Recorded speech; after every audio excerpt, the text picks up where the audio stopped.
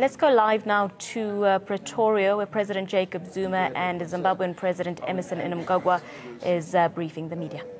The situation could not go out of hand. I think, again, it indicated the maturity of the Zimbabweans in handling any situation that will develop. And then we are very grateful for that, because in a number of countries, if the army decided to stand up, then they leave a trail of destruction generally. But in Zimbabwe, I think they were able to be under control, and indeed, finally, political situation was controlled, and leaders, particularly the president here, played a big role, because he came in as a leader and he has been able to stabilize the situation. So I had to thank him very much for that.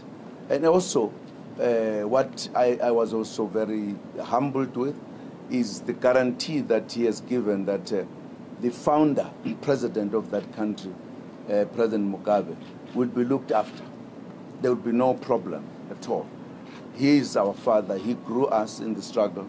And I had appreciated this, that this is what is important, that in Africa we should look after our elders who would have played a role in our country. So I'm very thankful. So I'll give over to His Excellency to say a few remarks to you guys. Over to you, President. Thank you, Your Excellency. Well, I have come to South Africa on a courteous visit to His Excellency President Zuma for two major reasons. The first is that South Africa is the closest neighbor to Zimbabwe in terms of tradition and history. Secondly, he is the current chairman of SADC. Perhaps third, I spent my 16 days of exile here.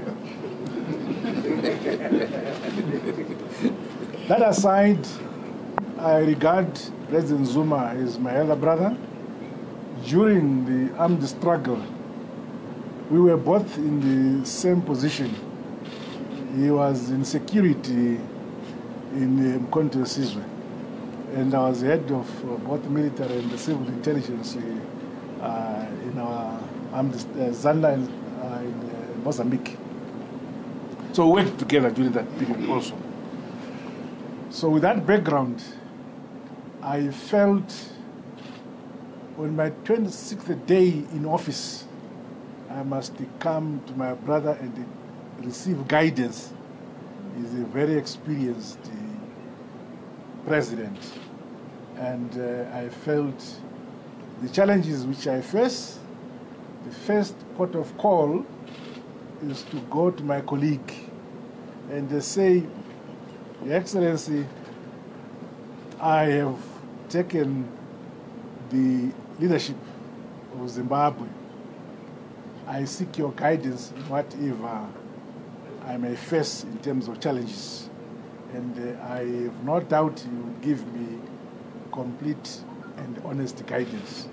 Secondly, I also wanted to come and congratulate Mr. President for the conference they have had. It was peaceful. It was concluded peacefully. And also assuring President Zuma that we also had our Congress last week in Zimbabwe, which we concluded very peacefully. And the difference, however, is that in Zimbabwe, the president appoints vice presidents. Here you elect. That's the difference. And because of that, under our constitution, the vice presidents serve at the pleasure of the president. Here, the vice presidents and the other officers have constituencies who put them into positions. So I said, you have a bigger task than I have. Mine, they serve with my pleasure, and it's important. The other issue, of course, is that my administration will focus on economics and cooperation, trade cooperation. And South Africa is the biggest trading partner of Zimbabwe.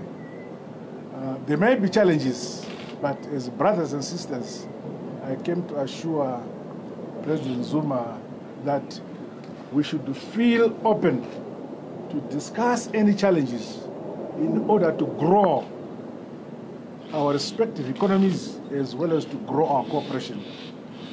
I believe those are the basic issues that we've discussed. Of course, there are other heart-to-heart issues which we discussed, which are presidential. I thank you. Thank you very much for your time. Thank you very much. We will allow you to stay with us.